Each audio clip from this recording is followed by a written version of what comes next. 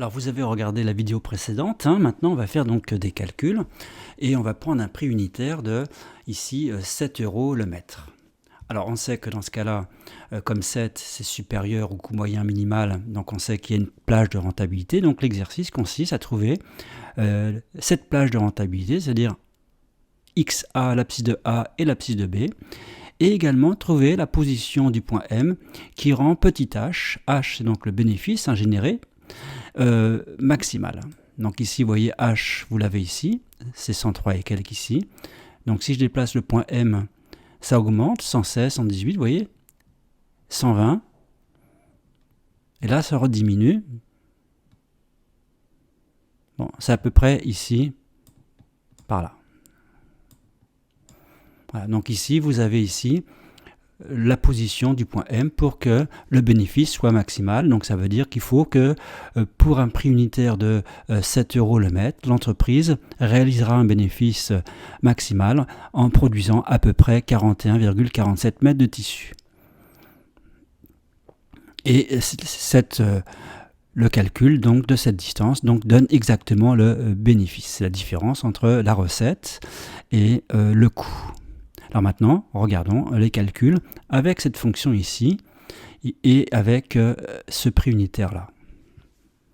Donc voilà le coût, voilà la recette, et donc il faut faire le calcul de la différence. Donc on va faire 7x moins cette fonction, c'est-à-dire on va faire r de x moins c de x.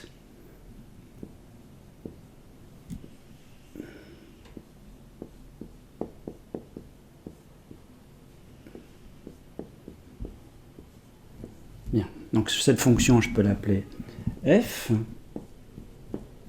On va étudier cette fonction, et ce qu'on veut, c'est son signe. Hein, on veut la plage de rentabilité, donc on veut le signe de f, et on sait que la plage de rentabilité, c'est l'intervalle pour x sur lequel f est positive. Donc on veut l'intervalle où f est positive. Alors comment on va faire le signe de f? Alors vous savez, quand il y a un mélange comme ça de x et d'exponentielle, on a fait un autre exercice avec un mélange de x de log, c'est délicat de le faire par un calcul, donc ce qu'on fait, c'est on fait par les variations. Donc déjà je vais transformer, donc ça fait ici 7x moins, je le mets comme ça directement, hein, ça sert à rien, et on va faire donc la dérivée. Faisons la dérivée. Alors ça fait la deuxième fois qu'on voit ce genre de choses. Hein. Pour faire le signe d'une fonction, quand on ne sait pas le faire directement par un raisonnement direct ou par un calcul, on le fait par les variations. Donc ici, ça fait 7. La dérivée d'une constante, c'est 0. Et donc, il faut dériver ça. Alors je vous rappelle que la dérivée d'exponentielle de u, c'est u' exponentielle de u. Donc ce qui joue le rôle de u, c'est x plus 1 sur 10. Alors x plus 1 sur 10, c'est x sur 10 plus 1 sur 10. Alors quelle est la dérivée de x sur 10 plus 1 sur 10? Eh bien c'est un dixième. Donc ça c'est une fonction affine. La dérivée d'une fonction affine, c'est le coefficient directeur, c'est un dixième. Donc on applique la formule u', donc 1 dixième, exponentielle de u. Alors maintenant, il n'y a plus de x ici, c'est ça l'intérêt. Et dans ce cas-là, on sait faire le signe d'une telle expression, par un calcul. Donc on aura le signe de la dérivée, et donc on dira les variations de la fonction f, et en utilisant le théorème des valeurs intermédiaires, on en déduira également le signe de f. Alors pour faire le signe de f', il faut faire la résolution de cette inéquation, et après il faudra faire la résolution de l'équation, égale 0. Donc faisons déjà cette inéquation. Donc en fait, il faut faire 7 moins ça supérieur à 0, donc ça veut dire 7 supérieur à 1 dixième exponentielle de x plus 1 sur 10. Donc là, on peut multiplier par 10, ça fait 70 supérieur à exponentielle. Donc je vais écrire l'exponentielle en premier, donc ça fait, donc on obtient ça. Et en fait, ce qu'il faut, c'est se débarrasser de l'exponentielle. Alors comment on fait ici? Eh bien, on passe au log. Alors pour passer au log ici, dans une égalité, la fonction log elle est strictement croissante sur 0 plus l'infini. Donc pour passer au log, déjà il faut vérifier que les deux quantités soient bien strictement positives, c'est le cas. Et en passant au log, on ne change pas le sens de l'égalité. Donc en passant au log, log exponentiel, c'est comme si on faisait rien, ça fait x plus 1 sur 10 inférieur à log de 70. Ensuite, vous remultipliez ici par 10 et vous transposez le 1. Donc ici, je multiplie par 10, puis après, je transpose le 1, donc ça fait... Donc voilà ce qu'on obtient, x inférieur à ça, c'est-à-dire équivaut à peu près 41,5. Donc ça veut dire que la dérivée elle est positive pour x inférieur à ça. Donc on va faire le tableau de signes de f', et si on met une égalité, si on met égal, eh bien dans ce cas-là j'ai des égalités, j'ai des égalités. Alors, pourquoi il faut faire l'égalité? Parce que supérieur ou égal 0, ça ne veut pas dire qu'il n'y a qu'une valeur de x qui annule f'. Hein, il pourrait y en avoir plusieurs. Hein. Donc ici il faut faire cette inéquation, et il faut faire également l'équation. Donc ici, effectivement, quand on fait l'équation, il n'y a rien vraiment qui change, ça veut dire qu'il n'y a que cette valeur-là de x qui annule la dérivée. Donc on va faire maintenant le tableau de signes de f', et donc on en déduit les variations de f. Alors voilà le signe de f', on a vu que pour x égale à ça, la dérivée valait 0, et que pour x inférieur à ça, la dérivée était positive. Donc comme il y a des équivalences ici, c'est négatif. Et donc la fonction f, elle est croissante et décroissante. Donc déjà, la première chose que l'on peut remarquer, c'est qu'effectivement, il y a une certaine valeur de x qui rend ici f maximale. Donc il va falloir trouver ici cette valeur-là. Et ce qu'on veut maintenant, c'est le signe. Alors pour avoir le signe, il faut placer ici des zéros. Des zéros. Donc pour placer des zéros, donc ici, il va falloir que je prenne une autre valeur ici. On va convenir d'une autre valeur, on va regarder le graphique et on va voir quelle valeur on peut prendre. Il va falloir que je complète ici. Bien. Et on va avoir ici une valeur strictement négative, donc ça on peut le calculer. F de 0, donc si on remplace x par 0, ici ça fait 0. Là je remplace x par 0, donc il y a exponentielle ici de 1 dixième, plus 100. Donc il y a moins quelque chose. Donc ça c'est sûr que c'est strictement négatif. Alors j'ai rempli donc ici le tableau de valeurs. Donc en prenant ici, donc j'ai fait les calculs. Alors comment on fait les calculs? Au fait, je vous rappelle, on prend le tableur, vous donnez la fonction f, cette fonction-là, et ensuite vous prenez donc des valeurs de f. Alors ça sera pratique après. Donc ici, en prenant x égale 0, on obtient moins 101, quelque chose. En prenant 41,5, on obtient ça. Et en prenant 80, on obtient ça. Bon, alors maintenant, donc on a déjà une réponse.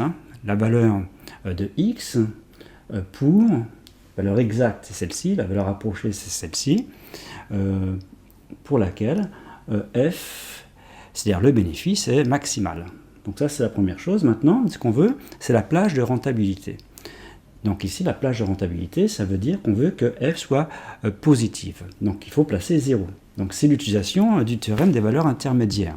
Alors comment on utilise le théorème des valeurs intermédiaires? Je vous rappelle, on va se placer d'abord sur l'intervalle 0, 41,5. Il faut regarder si 0 est intermédiaire entre ça et ça. Bah oui, 0 est bien compris entre moins 101 et 120. Donc ici, il y a bien ici une solution de l'équation f de x égale 0, une et une seule. Alors ça, la rédaction consiste à dire que la fonction f, elle est sur l'intervalle 0, 41,5, elle est continue et strictement croissante, et 0 est intermédiaire entre f de 0 et f de 41,5. Donc l'équation f de x égale 0 a une et une seule solution, alpha sur 0, 41,5. Ici pareil, 0 est intermédiaire, donc ici il n'y a qu'une seule solution. Donc ici, ce qu'on obtient, c'est que la plage de rentabilité, c'est-à-dire l'intervalle sur lequel la fonction f prend des valeurs positives, eh bien c'est l'intervalle alpha-bêta. Donc ici, alpha-bêta. Et si vraiment on veut que le bénéfice soit strictement positif, eh bien il faut même exclure alpha et bêta. C'est-à-dire qu'on prendra ici une valeur de alpha en fait par excès, et on prendra une valeur de bêta par défaut. Bon. plage de rentabilité. Alors comment on obtient alpha et bêta avec la calculatrice? Alors je vous rappelle le procédé. Vous prenez par exemple ici, pour avoir alpha, vous allez prendre le tableur et vous allez définir la plage de valeur de x. Donc vous allez prendre comme première valeur de x 0 et comme dernière valeur de x par exemple 41. Et vous allez prendre un pas de 1. Donc en prenant un pas de 1, vous allez avoir toutes les valeurs de f de 0 pour x égale 0 à 41. Donc vous allez avoir f de 0, f de 1, etc. jusqu'à f de 41. Et à un moment donné, il va y avoir un changement de signe. Donc pour une certaine valeur ici, entre deux entiers, il y aura un changement de signe, donc ça vous donnera un encadrement de alpha à 1 près. Et après, vous recommencez. Une fois que vous avez un encadrement de alpha à 1 près, bah, vous recommencez avec un pas de 0,1, puis après un pas de 1 centième. Et vous faites pareil ici pour bêta. Alors l'autre façon de faire, si vous ne voulez pas utiliser tableur, c'est utiliser le grapheur. Donc ici, de toute façon, il faut que vous donniez la fonction f. Alors en général, les deux menus tableur et grapheur sont couplés, c'est-à-dire si vous avez mis la fonction dans le tableur, elle apparaît dans le grapheur. Ensuite, vous affichez la courbe. Alors quand vous affichez la courbe, c'est important de configurer la fenêtre. Donc ici, la plage de valeur de x, ça sera entre 0 et 80. Et la plage de valeur de y, bah regardez, on va prendre par exemple entre moins 1000 et 130. Il faut bien convenir de la plage de valeur de x et la plage de valeur de y. Sinon, il se peut que vous ne voyez rien sur la fenêtre. Et après, la courbe s'affiche. Et vous voulez ensuite les zéros. Alors, on voit bien que la fonction elle est croissante, décroissante, puis qu'elle passe deux fois par l'axe abscisse. Et pour avoir les zéros ici, vous avez un menu root. Vous avez donc des possibilités d'avoir les racines de la fonction. Donc vous avez la première, puis la deuxième. Donc on trouve ça, 14,99, 50, 5, 69. Donc la plage de rentabilité, c'est cette plage-là.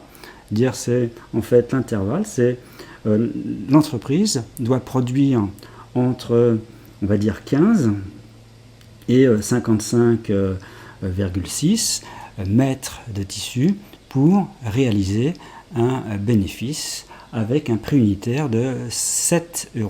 Et en plus, elle réalisera un bénéfice maximal quand elle produira à peu près 41,5 mètres de tissu. Donc on a tout. On va revenir pour vérifier, vous regardez bien les valeurs, on va revenir sur la courbe produite par GeoGebra. Alors voilà ce qu'on avait obtenu avec GeoGebra. Donc 7, c'est 7 € le prix de vente unitaire du mètre. Et ici, la plage de rentabilité, c'est bien ici entre XA et XB. Donc XA 14,99 et XB 55,69. Ce sont exactement les valeurs que je vous ai écrites tout à l'heure. Hein. Attention, hein, je n'ai pas pris GeoGebra pour trouver ces valeurs. J'ai bien pris la calculatrice et le tableur. Hein. En fait, j'ai utilisé le grapheur. C'était plus rapide. Ici, j'avais pris ici le point M. Alors ça avait été graphique. J'avais déplacé le point M pour avoir un H maximum.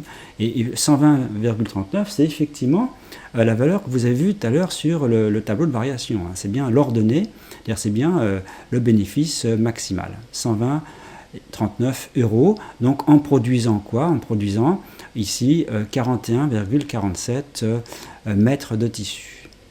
Voilà le bénéfice réalisé au maximum. Bien, alors c'était pas 41,47 hein, sur le tableau de variation, c'était 41,5. Alors évidemment ici mes valeurs ne sont pas très réalistes, hein, puisque bon, on peut imaginer que les quantités ici soient beaucoup plus importantes et les coûts aussi soient beaucoup plus importants. Donc on pourrait par exemple dire que ici en fait c'est en dizaines d'euros et là en dizaines de mètres et pour l'abscisse et en milliers d'euros pour l'ordonnée. Mais bon, pour l'instant j'ai fait quelque chose de simple. Je ne me suis pas préoccupé des unités. Donc voilà un exercice complet, donc ça utilise pas mal de choses. Hein. Donc ici, je n'ai pas utilisé la convexité, mais il y a comme une méthode importante sur le signe d'une fonction par ses variations. Hein, par ses variations. Ça c'est comme intéressant, et en plus on utilise donc le théorème des valeurs intermédiaires.